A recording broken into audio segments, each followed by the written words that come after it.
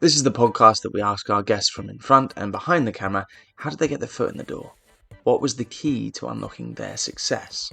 What's their story? Today we chat to the cast and crew of the new movie, Day of the Fight. We chat to the writer-director Jack Huston, his wonderful cast including Michael Pitt, Nicolette Robinson and Ron Perlman. How do you convince Joe Pesci to be in your movie? What happens when you're asked to do a striptease in an audition? And how it all began. Bless me, Father, for I've sinned. It's been about, Christ, it's 20 years since my last confession. Mikey. Yeah, can I get 2 cheeseburgers, a side of fries, and throw in the Holy Spirit? You're the only prick who would come here and order fast food.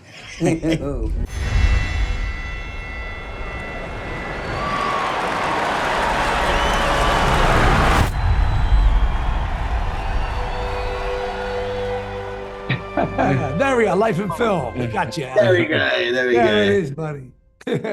How's it going, guys? Really good, I buddy. actually love this film, so you can be at ease. Be at ease. That's good. That's good. We like to hear that. Right.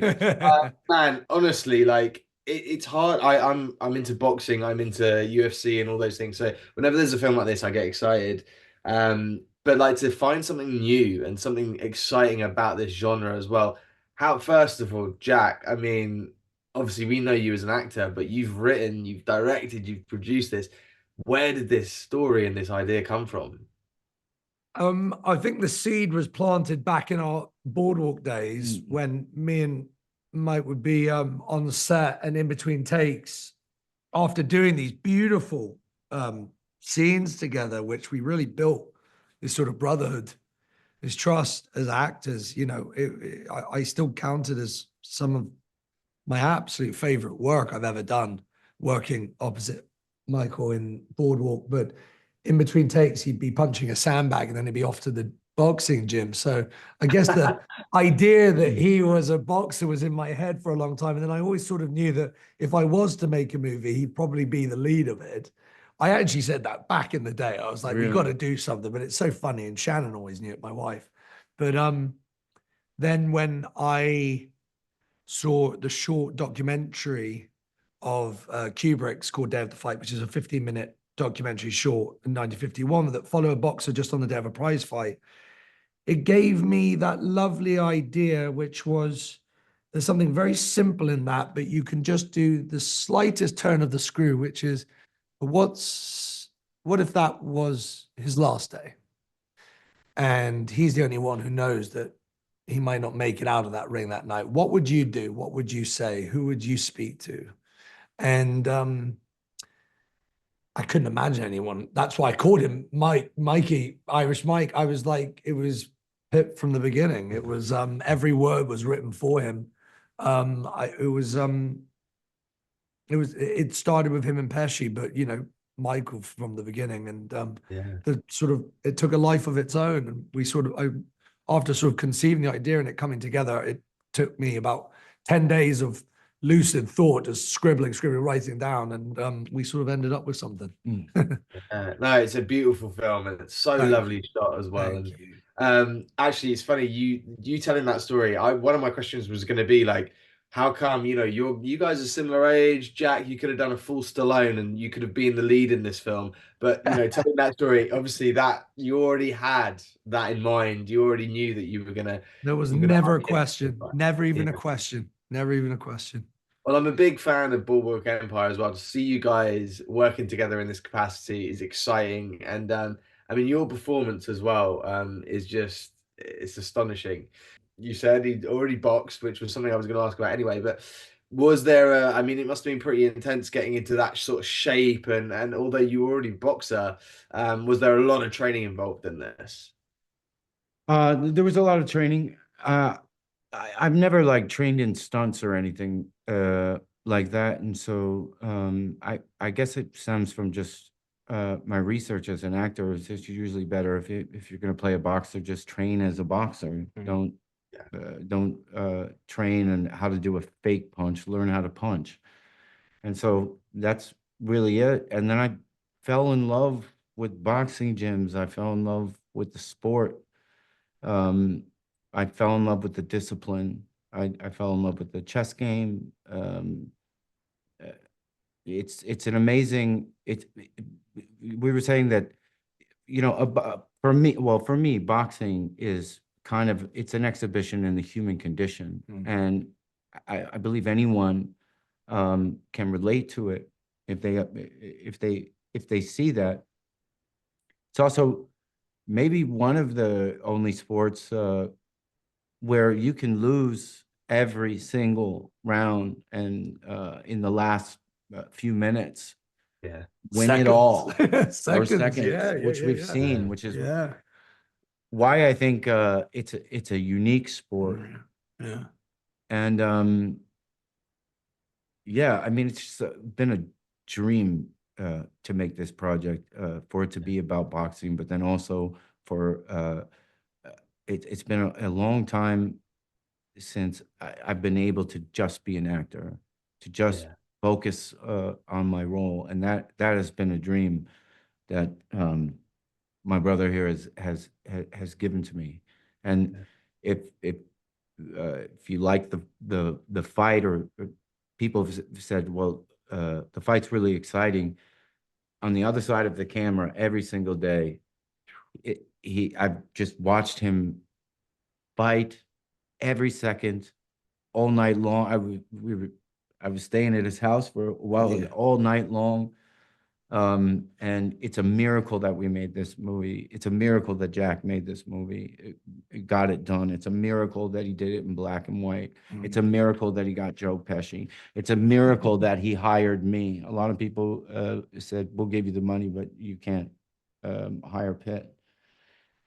That's It is awesome. such a good thing for young actors and young filmmakers and young writers.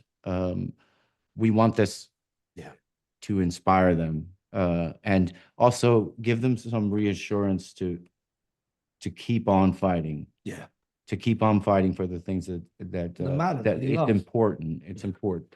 So yeah. Man, I love it. You're both so passionate, and that's what I love about, getting to talk to people about films and stuff. You guys are obviously like cinephiles and just love it. So it's great to see that. You mentioned there that, I mean, the other cast members as well. This has got an insane cast. And you mentioned Yeah. there Joe Pesci, which he's a guy that doesn't, he doesn't do every film he's offered. He does very little. He'll only take very specific roles. How did you persuade him? Not only on the strength of the script, but like there must have been. I mean, what did you do? How did you get this man off the That's a golf good course? question. I want to know how. It's crazy. So I'd just done a little part in The Irishman, Oh yeah. and I sort of at a similar time as the film was coming out, I went over to a friend of mine's house, and he's a musician, he's a producer, and he has a thank you at the end of the movie, obviously. But he gave me a set of earphones, and he goes, "I've just been in the studio, someone listen to this. If you can tell me who's singing, I'll give you $100." So I listened for about 10 minutes, and I hear this voice, and it's like Jimmy Scott makes it this like amazing sort of pitch. Like, who the fuck is it? And he's like, he's an Oscar-winning actor. Listen for another 10 minutes. I'm like, who is it? He goes, it's Joe Pesci. And I was at this weird crux with the movie where I started developing Irish Mike's sort of, Michael in my head and his story and his journey. Who would he visit? And my grandmother, when she was suffering from early onset dementia, she would sometimes not be completely lucid and, not remember things. And we would put a piece of music on and it'd bring her back in the room. Suddenly she sort of remember things and she remembered the words to it. And then I thought, well, what if Mikey's father, with this history of abuse, this sort of overbearing, domineering man, when you do meet him, what if he doesn't speak, but you hear him sing? And that's what brings him back. And it's this sort of like reminiscent. So I just heard this of Joe, and I was like, well, it's got to be Joe Pesci. And I went to the premiere, and I went to his manager, who's now a wonderful producer on the film, Jay Stefan. And I said, I pitched him the story, and he's like, kid, he's never going to say yes, but let's fight for it. And I was like, cool, let's go fight. I don't play golf. I went and learned golf. I went and met him out on a golf course so a few times. Finally, we get him to read the script, and he comes over to the house, and he's read the script in The coolest thing is the end of the movie. I don't want to give too much away, but there's this sort of like going through the River Styx, crossing the River Styx, where he's in a taxi and he starts seeing the taxi driver maybe as his father, what's going on. And Joe comes to me, right? He goes, I like the movie, kid. I like the movie. It's with the taxi driver, you should get the taxi driver. That should be me too. I should play the taxi. And I'm like, wait, is Joe Pesci pitching me another character in the movie? And he ends by walking in and goes, I don't want to fucking work anymore, but I'll do your movie. Fuck you. And left. I love that. And I got Joe over a martini and him cussing me out. So that was cool. I love that. That's so funny. I adds so caught the much to voice the when it was singing, film. and I was like, that sounds so much like Joe Pesci. They've done a really good job finding someone to sing that sounds like him, but it was actually him. It was actually him. That's actually Joe. Amazing voice. Yeah, Incredible. beautiful voice. Now for a quick break. We'll be back to the episode shortly. Check out the Patreon at patreon.com/lifeinfilm. And don't forget to follow us on Spotify and Apple Podcasts. If you enjoy this episode, please leave us a positive rating. Add us on Instagram, Twitter, TikTok at Life in Film Pod. Essentially, please like and subscribe everything. It makes a huge difference. Thank you. This podcast is sponsored by Betterhelp. Do you work in the film industry? Are you freelance? Or perhaps you have a 9-to-5? No matter what you do, mental health affects us all. I struggled early on in my career with the uncertainty of if and when I would ever work again, struggling to pay my bills, or simply with anxiety. Don't know about you, but being an actor, it's very important for me to maintain structure in the downtimes, and I found not only exercise, but talking to someone, for me, was a game changer. And so Life in Film has partnered with Betterhelp to provide you with access to the largest online therapy service in the world. And it can all be done from the comfort of your own home, from a phone, tablet or laptop. No commute, cutting down travel costs, and most importantly, it's affordable. With over 1,000 therapists in the UK, Betterhelp can provide access to mental health professionals with a wide variety of expertise in mental health. If you need someone to talk to and you're thinking of giving therapy a go, Betterhelp is a great option. And being a listener of the podcast, you get 10% off. That's 10% off your first month at betterhelp.com/lifeinfilm. That's betterhelp.com/lifeinfilm. If you enjoyed this episode and want to support us, get early access and exclusive content and episodes, click to join our YouTube channel and become a member now. And back to the show. Well, I grew up in LA and my parents were kind of in the industry. Both of my parents started as performers, like in high school, doing musical theater and theater together. And my dad was an acting coach through most of my childhood, and my mom was a choreographer through most of my childhood. So I grew up just like sitting in the rehearsal room, leaning against the mirror, just like watching the dance rehearsals for these musicals. And my dad would just, play the piano in our house and bring me over. And, it was just like a very beautiful, art-filled childhood. And so I've just loved it my whole life. And I didn't know if I was going to do it as an adult. I just knew it would be a part of my life. But when I was in high school, I did a guest spot on a show called Cold Case. It was a guest star, and it was a really beautiful, like, meaty role for a 17-year-old, and I, got to be on set by myself for the first time, and I think that was really what sort of like sealed it for me. I then applied for, I got into UCLA for theater, and that was sort of like a given for me at that point. I was like, that's what I'm doing.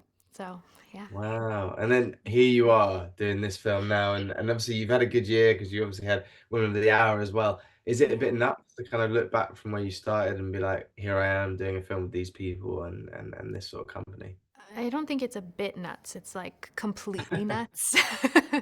Yeah, I mean, I've been in the business for a while. I've been lucky to be working in the theater and on TV and stuff, but this is really my first real moment in film with these two films. And so I feel like I've been just waiting for somebody to see me and to just like give me the chance to step into something like this. And so I feel eternally grateful both to Anna Kendrick and to Jack Huston for fighting for me in the way that they did. This feels completely surreal, for sure.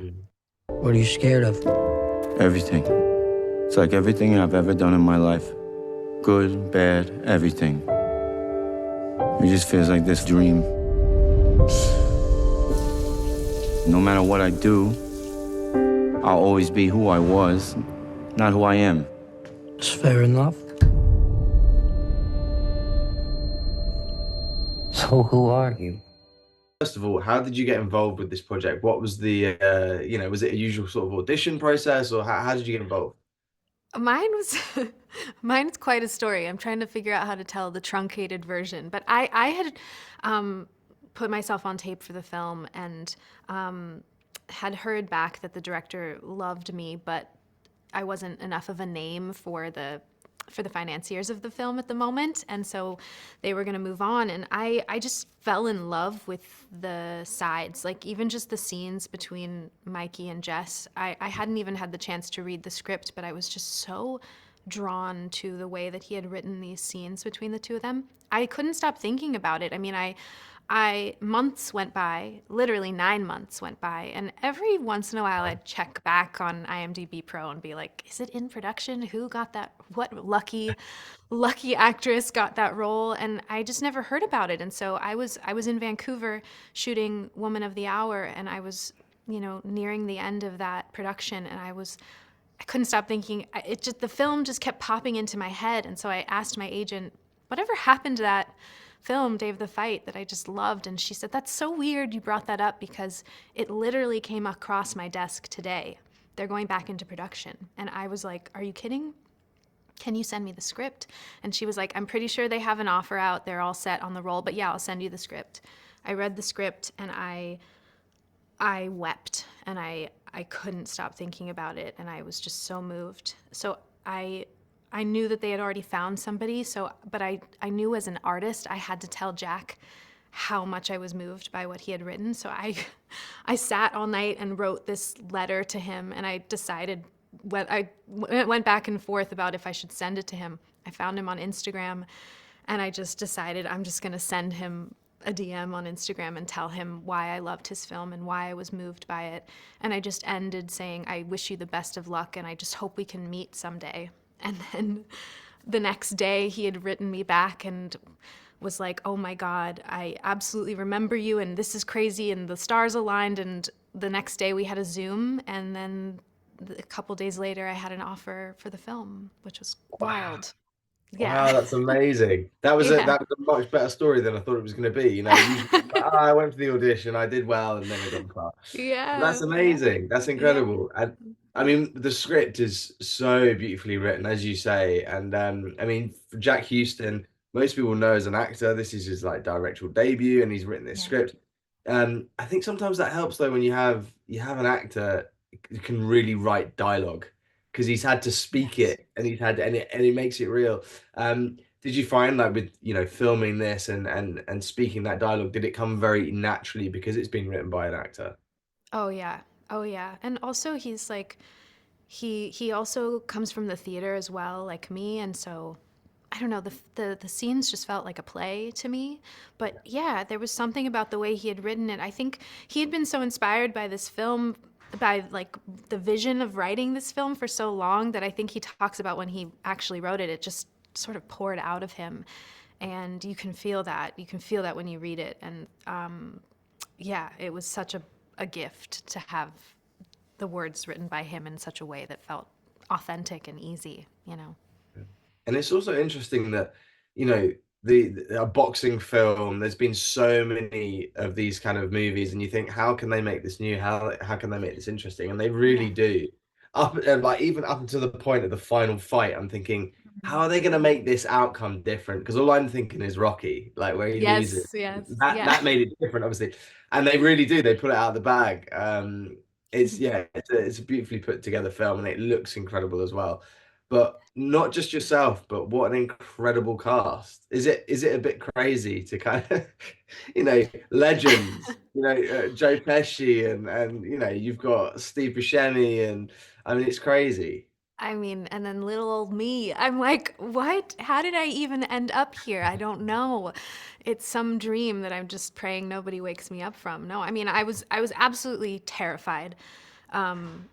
because I knew the stakes were so high and I knew the company that I was in. And, but that's the kind of work that you have to run towards as an actor, you know, anything that feels scary or challenging, you just have to run towards it. And for me, I just used it in my work. Like, there was literally one day I was so nervous that I like wanted to cry, but it was perfect because I know that like Jess at every moment is trying not to scream or cry or whatever it is. And so I think just using every emotion, every feeling that you have in your own personal life and using it towards the character. But yeah, I feel so grateful and truly just like the luckiest person in the world to be in this company. The fact that Jack gave me this chance, I mean, he really fought for me to be in this film, and I've just been waiting for somebody to give me this chance to step into something like this. Yeah. Well, funny enough, I just watched Women of the Hour, so I feel like you're really familiar to me. So when I saw that you were, I was like, oh, she's in everything. So, you know, you've already, in my mind, you've already become one of these people that is like, you know, popping up and everything. And a brilliant performance in that as well, may I say. Most embarrassing moments,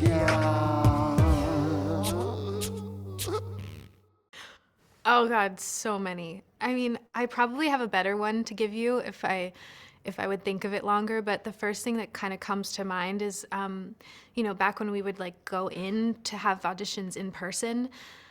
I was going to one, I was in New York, and it was with this male casting director, older guy, and his, you know, young associate next to him. And the role was for a stripper. And, you know, I approach every role very like just trying to find the humanity and dropping into it and just like taking it very seriously. And so I just like, you know, found the heart of this woman, and I, you know, did the scenes with him. And I was like ready to go after. I was like, okay, well, thanks so much. And he was like, well, do you have your dance performed, your striptease? And I was like, I literally laughed in his face because I thought he was joking. And then he was like almost mortified that I like laughed in his face, and he was like, no, I'm serious. I was like, oh, I was supposed to, no, I didn't, sorry. Oh my God. And I think he was a little bit like, who is this girl? What, you know, but yeah, I was like, and he was like, well, you can just improv if you want. And I was like, no, I can like send a tape or something if you want to. Oh, wow. But yeah, I don't know. Yeah. That's amazing. Thank you for sharing that. And thank God you can do it. That sounds like a near miss that. But it's probably better that I didn't improv it. I think that. Oh yeah, 100%. Oh, No, thank that's God. not something you want to improv either. Yeah. What's this I hear you fighting tonight? In the garden, that's big! You're the only prick I know can smoke a pack a day and still go 12 rounds. Today's my last day. I'm sorry I didn't give you more. Just remember the good. I mean, my podcast is usually about, you know, how someone's career begins, how it all started. And obviously you've been doing this. I mean, you've got over 270 IMDb credits, which is impressive, very impressive. How did that all begin? And how did how did the love of performing, where did that come from? My first high school play. You know, I got cast in a play in high school. It was a very stylized kind of a fado farce kind of a thing. So I was thrown right into with the wolves in terms of, you know, coming up with a sort of a comedic, multidimensional kind of a performance. And I found that to be as seductive as anything that had happened to me. I was, I don't know, 15 years old. And so from that experience, I did every single other play in high school till graduation, then 4 years of college, just one play after another. And then 2 more years of graduate school. So by the time I got out of school, I had 8 years of stage experience. And I, even though I was terrified to go from the safe laboratory experience of school into the hard scrabble life of pounding the pavement in New York City and trying to get theater work, I didn't see any other choice. So I've been doing it ever since, and I'm happy I found it, and I'm really happy that God allowed me the fortitude to keep going under all circumstances. Kid, I love you, you know I do. But you gotta let things go. I got nothing, okay? I got no wife, I got no kid, I got nothing. I'm sorry I wasn't the son that you wanted. I think the people that really matter in your life are far more willing to forgive than you might expect. This is it. This is everything. This film is a delight. I absolutely loved it, and it's funny having this sort of genre. You kind of worry that it's a tired genre. These films have been done before, but they really found something different to do with this, and I just thought it was fantastic. How did your involvement? How did that come about for you? Well, Jack and I go back. We did a movie about 48 years ago called Outlander, and became fast pals, stayed friends over the years. And then when he wrote this and was able to find the financing for this, reached out and said, there's this part I'd love for you to read and consider, and we were off to the races. Mm-hmm. Well, it's amazing. I mean, there's a lot of you can say it's a bit like Rocky, you can say it's a bit like Raging Bull, but I love the way that this movie looks, and it can't be easy to get a film like this made and get the permission to make it black and white and to make it. I mean, it's so cinematic. Do you know if that was? I mean, obviously, when you were filming it, it's like filming anything else. But did you know that they were going to go for that look and that vibe? I did not until we were underway. And yes, it's incredibly difficult to get any film made. The gestation period, the average gestation period, if you go back to every best film Oscar in the history of over 100 years or whatever that is, it's between 7 and 15 years to get a film made. That means that a lot of people said no, a lot of doors slammed in your face. It's particularly hard these days to get somebody to finance a film that's shot in black and white. I don't know why. I feel as though I personally have a kind of a predilection for things in black and white. I have a sign that I have on the freeway. Some people say, please, food and drinks. I say I stop for black and white. If I'm channel surfing and there's something in black and white, I stop, I get comfortable, and I watch it. I find it compelling, and I don't know why people designate it as some poor relation, but there you have it. Yeah, no, it really adds something to this, and I don't know if I was going a little bit mad, but there were moments where like there's something of color on the screen, or there was little moments where there was kind of a slight change in the color, and I don't know if that was the copy I was watching, but it fitted perfectly. And there was when he put I can't remember what the item was on the gravestone, it looked like that was in color, but I don't know that because I was watching it on such a small screen. But yeah, beautifully done, beautifully done. And this movie, it's not your first boxing movie. How did you prepare for this? Playing you're his coach, you're his mentor. What was the preparation like? Well, luckily, I've been a fan of boxing for my whole life, and even more luckily, I was alive for the entire length and breadth of the career of Muhammad Ali, which was an extraordinary span of watching the greatest moments in boxing history. And so one knows how that all looks and feels, and one is very kind of cognizant of what happens in the corner between the boxer and the trainer and the doctor and all the other people in terms of dealing with the drama and the gravitas of the situation. So I came into the party having done all of my research in that respect. The rest of it was just reading and understanding the dynamic between Stevie and Mikey. There's a lot to go on because they've known each other for 25 years. According to the storytelling, Mikey walks into the gym when he's 14 years old, and in no time flat, Stevie recognizes, oh my God, this kid's got that extra gear that maybe will take him all the way. And so he pays special attention to him. And then when he gets to understand the pain that Mikey is kind of navigating his way through because of uncomfortable situations at home, Stevie sees an opportunity to take him under his wing in a more personal way. So there's kind of a surrogate father and son relationship on top of the professional one. And so there was a lot to play with, and there was a lot to recognize and to rise to.